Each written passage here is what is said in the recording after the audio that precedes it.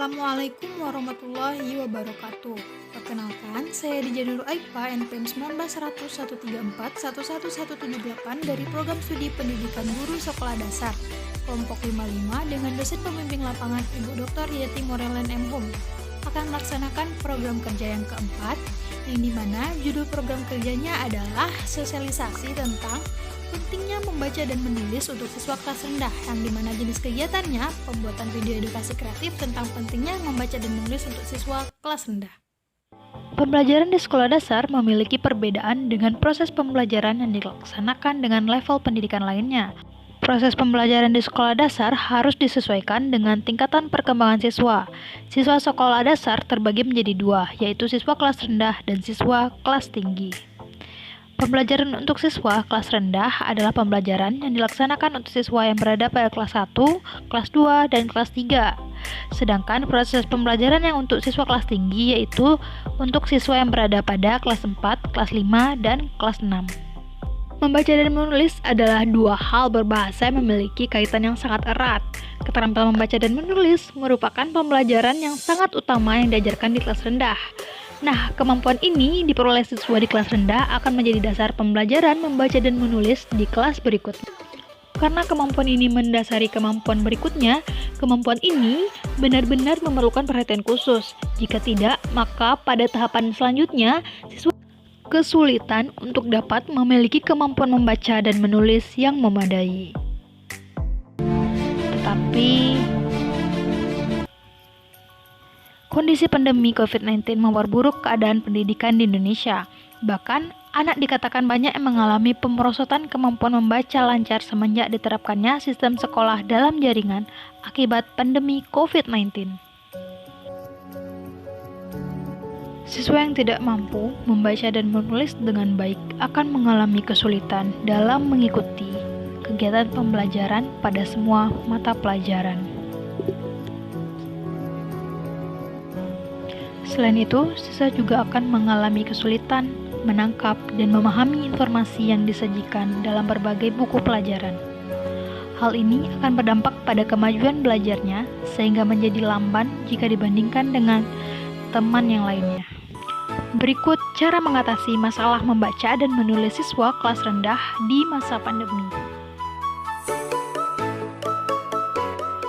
Yang pertama, dengan metode hibur. Dalam pembelajaran bahasa Indonesia dikenal dengan sebuah metode bernama metode hibur, yaitu metode yang dapat membantu meningkatkan rasa suka, rasa senang, dan minat yang lebih pada suatu materi.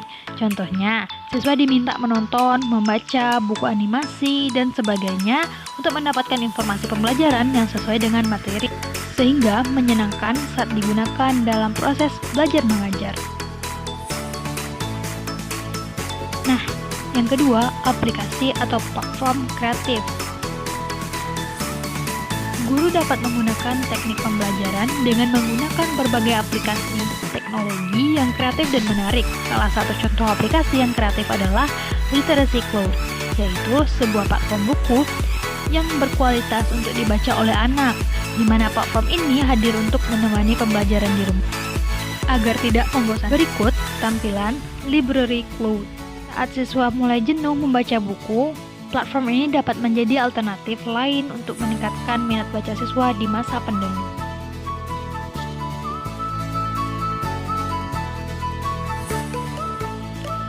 Fasilitasi siswa dengan media menulis, salah satunya yaitu mading, atau bahkan sekadar papan di ruang belajar anak dengan tema yang berbeda-beda setiap bulannya.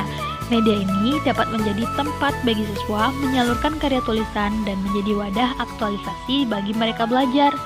Jika dimanfaatkan dengan baik, media seperti ini dapat menimbulkan minat siswa untuk menulis, atau juga bisa menggunakan teknologi seperti blog atau wadah tempat menulis bagi siswa.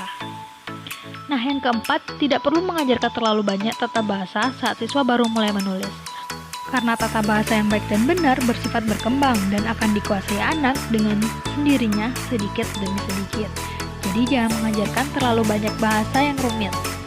Ingat bahwa anak akan secara alami belajar menulis dalam bahasa yang biasa mereka baca, sama seperti belajar berbicara dari bahasa yang mereka dengar. Nah, yang terakhir yaitu hargai dan dukung selalu hasil tulisan anak. Dalam setiap tulisan yang dibuat siswa, tentunya selalu ada hal yang dapat dipuji. Hargailah usaha mereka karena telah mau mencoba dan mencurahkan kemampuan mereka ke dalam tulisan. Nilailah prosesnya dan jangan menilai hasilnya saja. Baik atau buruk hasilnya dari tulisan siswa harus tetap dihargai dengan memberikan pujian. Lakukan hal ini agar siswa tetap termotivasi dan belajar untuk menghasilkan tulisan-tulisan yang lebih baik lagi nantinya. Sekian, terima kasih. Assalamualaikum warahmatullahi wabarakatuh.